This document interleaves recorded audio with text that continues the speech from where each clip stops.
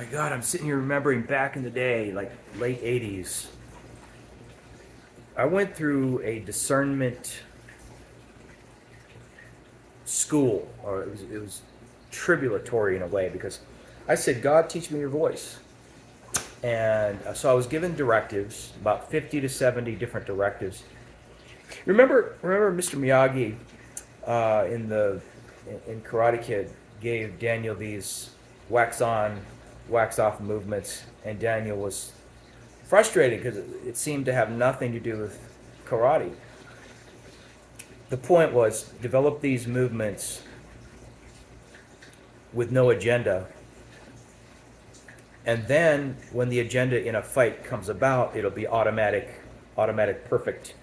perfected movements, right? And that's what was happening to me. When the ministry agenda comes about in your life later, these your muscles of obedience with no agenda will be already intact and at fluid movement. So these directives had nothing to do with ministry. It was just walk into that hotel, walk down the aisle, come back to your car.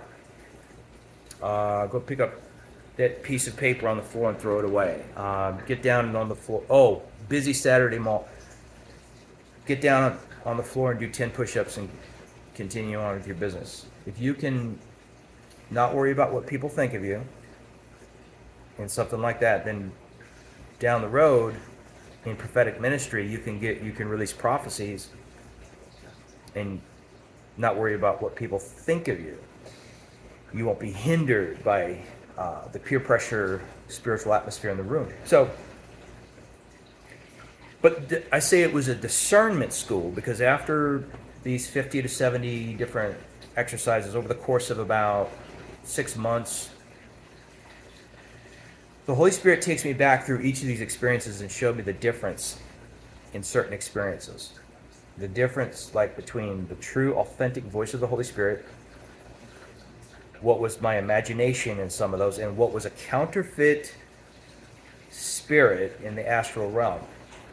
And to see the difference, like what state of mind were you in when this counterfeit was able to camouflage the voice of the Holy Spirit? When this counterfeit spirit was able to speak to you in a small, still, peaceful voice, just like the Holy Spirit would, why couldn't you discern the difference, right?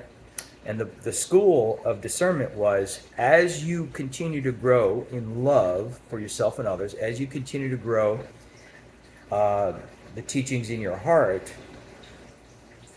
as you discern yourself as the Christ, or shall we say, an enchristed one, you will discern the spiritual atmosphere. As you discern the difference between sincerity and any other agenda in what you're doing, you'll discern the spirit world to the same degree that you've discerned your own growth process, your own evolution. So as we evolve, we discern the difference between astral counterfeits. So David Wilcock, featured on Gaia, he just committed suicide just like his inspiration did. Wilkins, who wrote the Law of One, a higher consciousness book, also committed suicide in plain view of the police. What is it about dwelling in the higher realms of consciousness that causes us to detach so much from our human experience that we can't tell the difference between white supremacist spirits like Hatton, who was channeled all throughout the Law of One. Doris Ecker channeled the starseed Hatton, giving long racist screeds intertwined with higher realm consciousness ascension teachings. Same thing with Jay-Z Knight, throwing shade at Mexicans, gay people, Catholics, everybody that the Ku Klux Klan hated, Jay-Z Knight hates, and all of the starseeds hate. Why are these people subject, or why do most of these channels are not able to discern the difference between counterfeit spirits and actual love?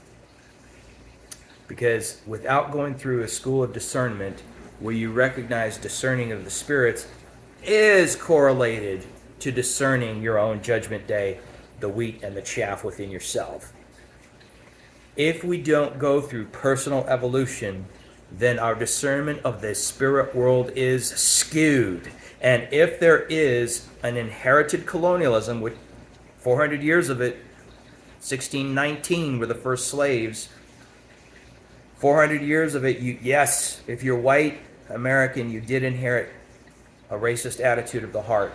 And if it was not seen and dealt with, then you are subject to that spirit that was built as the New Age movement starting in the early 1900s, which was built on eugenics and white supremacy and Hitler worship.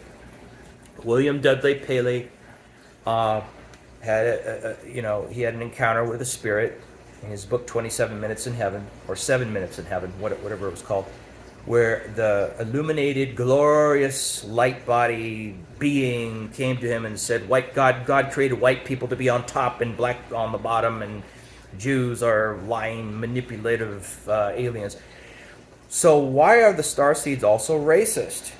Because I think they're the ghost shells of the Confederate Army and the Nazi Party that died. I think Hatton, the commander, was, remember, the Virginia Confederate Army had a guy named Hatton, who was a commander of the Confederate Army in Virginia. I think that's what this is, a recycled spiritual shells they believe they have unfinished business, part of the principality of white supremacy, homophobia, xenophobia, Islamophobia, part of that principality that manifests through Christianity and the New Age movement, through white culture. And so, if we detach from the human experience and dwell only in the spirit, and we didn't evolve personally out of the corporate collective consciousness transgression of the hour, then we are subject to that spirit in our spirit world dealings, hearings, channelings, prophecies, visions, illuminations, etc. And you can't be whole. You can never be made whole when you detach from the human experience to just have the spirit experience, saying, I am spirit and nothing else. All else is illusion. Yeah, so it bears the fruit of conspiracy theory. And it takes your attention away from the real work that needs to be done. And it puts your attention on UFOs and enemies. You think BLM is your enemy.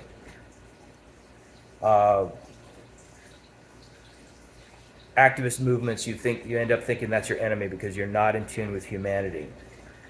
You've been carried away to focus on a cabal that doesn't exist. As one who has in fact met Satanists who were from the Order of the Nine Angles, who are Satanists who actually publicly talk about doing human sacrifice. And we're not talking about Anton LaVey, we're not talking about Lucian Greaves, the Satanic Temple. Those are generally very good people. I'm talking about Order of the Nine Angles, who publicly talk about Anton Long, not to be confused with Anton LaVey.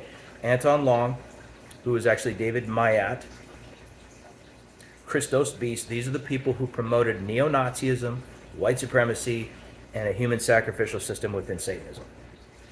That would be the cabal, and they are in league with the Galactic Federation of Light, who have the same goal.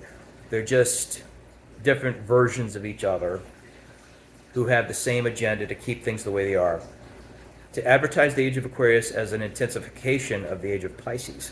The age of Pisces is characterized by I am spirit, I am love, I am abundance, just identifying with the ethereal spirit and not with your humanity. That way the age will remain the same, and you teach the age of Aquarius as though it were an intensification, just exactly the way the Pharisees and Sadducees taught the Messianic age as an intensification of the law of Moses, rather than a contrast that Jesus and the 12 apostles brought.